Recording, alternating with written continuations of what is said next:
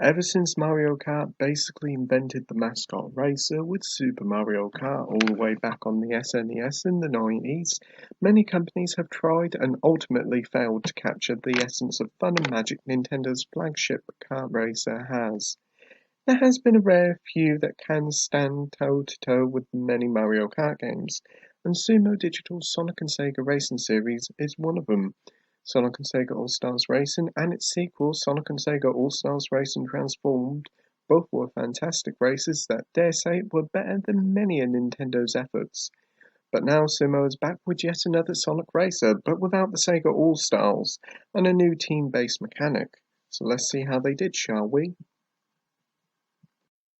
Team Sonic Racing, alas, ditches the iconic Sega All-Star characters that populated the last two racing games, and instead replaces them with more characters from the Sonic universe. And I must admit, when this was first announced, I was bitterly disappointed by this decision, and still am. And while Sonic and some of his buddies are memorable, and a little bit likeable, they're not a patch on I beat all Ryu from Shenmue. But enough complaining, let's talk about Team Sonic's racing gameplay. The biggest selling point of the game is the team play element. See, with other races, it's just you versus the rest of the other racers on the track. You just need to focus on staying at the top of the pack. But Team Sonic Racing introduces the team mechanic. A team consists of 3 characters and you must all work together to reach the top 3 places. Just winning on your own won't guarantee you a win, as each player on the team gets points in which place they end up, and the team with the most points win the match. To win as a team, you must work together as a unit to stay at the top. This means sharing items with other players. Normally in other racing games, if you're first, you normally waste your items, but in Team Sonic Racing, you can offer your item to another player to help them out and get them higher up the pack. Then there's the slingshot mechanic, which sees the leader of the team leading with a special boost line that helps teammates use your slipstream to gain an extra boost. Offering items using slipstreams and slingshots fill up a meter, and once that fills up, you and your teammates can unleash an ultimate move that moves your team to top speed, knocking opponents out of the way, whilst the ultimate move is the same for each character, which is a shame considering previous games each character had their own specific move. But hey, the team mechanics are a real game changer, and I had a blast with it. If you want to play races traditionally as a single racer, you can, but the races feel like they lack that little bit of spice and variety that playing in team mode has. Games roster, as I said before, ditches the iconic Sega All-Stars for a collection of Sonic and his friends. The game's roster is pretty small compared to previous games, with only 15 characters to choose from. We have Sonic, Tails, Knuckle, Amy and Eggman, whilst other characters like Savok and Big the Cat also make the cut. A few other popular Sonic characters are missing like Cream, and it would have been nice to have classic Sonic, Tails and Knuckles and Ray from Sonic Mania, as it would have been a nice touch. Each character is one of 3 types of racer: speed, technical and power. Each team consists of one of each type. Every vehicle has several different car parts that you can upgrade your car with, which is a cool idea. You can also customize your vehicle with a range of paint jobs, decals, and even different horns to choose from. This car customization is a great addition to the game, and thankfully there's not a microtransaction in sight, as you gain an in-game currency with what you get for completing races, and you use that in the shop to buy randomized loot box drops with car parts or customizable items. Whilst you'll no doubt get plenty of doubles of existing car parts, all these items are free to earn with very little effort. Racing games would be nothing if the tracks weren't nothing special, and thankfully each and every one of them are a blast to drive through.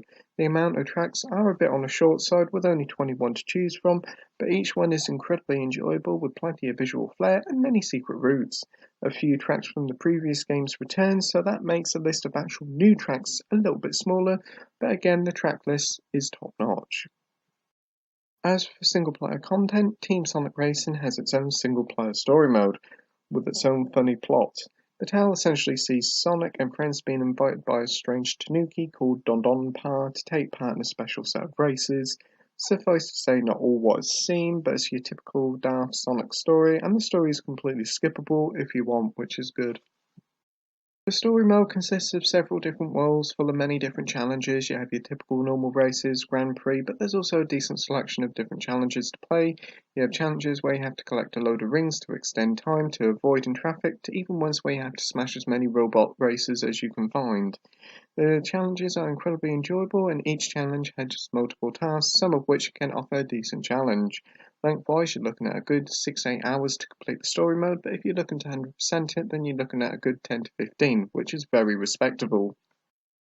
Other modes for single players is your typical standard single race, Grand Prix, and time trials, which can be played all in team or single play.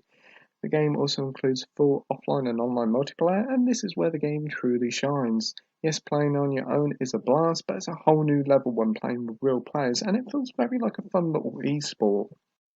With ranked and casual races, with many different types of races included, it will keep players on their toes with a nice collection of variety. Thankfully, playing on the Switch, the netcode is fine, and I got into the game with very little problems. I did suffer a couple of lost connections, but bar that, no problem at all. Presentation-wise, the game looks lovely on whatever console you play it on, with detailed character models and vehicles, as well as some stunning-looking areas full of lush visuals and lighting. It's a really lovely display. The game runs at 1080p at 60 FPS on the PS4 and PS4 Pro, and whilst the frame rate is 60 FPS, it never really is that steady, meaning it regularly fluctuates in the mid-40s. As for the Switch version, we're looking at just under 1080p, but instead of the 60 FPS on other consoles, we have a 30 FPS lock here, and thankfully it's rock solid throughout, both docked and portable play, with hardly a drop in sight, which is pretty impressive. Special mention should also be said for the game's soundtrack, featuring a brilliant mix of classic Sonic tunes as well as a few new ones from regular Sonic music artist Crush 40. Conclusion time now, and Team Sonic Racing is yet another memorable racer from the team at Sumo Digital. Yes, they may have ditched the Sega characters and replaced them with Sonic characters, and the lack of characters in the stages is a shame, but what we have here is an incredibly enjoyable and varied racing game with a truly game-changing mechanic with the team-based gameplay. With a lengthy story mode full of different gameplay types and a very fun online mode, Team Sonic Racing is a game that will keep you coming back for more and more. So that's why I'm giving Team Sonic Racing an 8 out of 10 with a total of great. Thank you for watching my review, like, rate and subscribe, and until next time, happy gaming. Bye.